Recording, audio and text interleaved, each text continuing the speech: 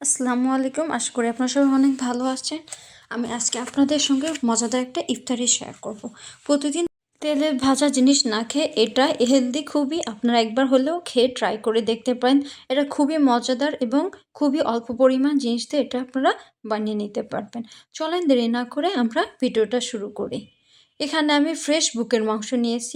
আপনারা চাইলে এখানে অন্য মাংস নিতে পারবেন। আমি এখানে ফ্রেশ বুকের মাংস নিয়েছি, মুরগির মাংস নিয়েছি। এটা আমি পর্যায়ে আমি লবণ, কাশ্মীরিয়ান মরিচের গুঁড়া, জিরার গুঁড়া, গোলমরিচের গুঁড়া, ধনে গুঁড়া, আদা বাটা, ডিম, কর্নফ্লাওয়ার দিয়ে ভালোভাবে এটা ম্যারিনেট করে নেব। এ পর্যায়ে আমি এটা ফ্রাই প্যানে 10 মিনিট ভেজে নেব। এ পর্যায়ে আমি এখানে ফুটন্ত গরম পানির ভিতরে আমি বাসমতি চালটা 70% সিদ্ধ করে নিয়েছি।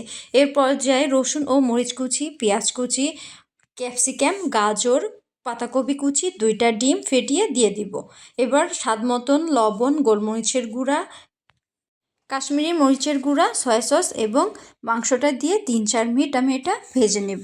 এরপর যে আমি ওই বাসমতি চালটা দিয়ে 10 মিনিট মতন এটা নাড়বো। এরপর যে আমি পেঁয়াজের কালি দিয়ে দিব। এই তো আমাদের প্রায় রেডি হয়ে আসছে। এটা অবশ্যই বাসায় ট্রাই করে দেখবেন, এটা খুবই মজা খেতে। আশা করি ভিডিওটা আপনাদের অনেক ভালো লেগেছে।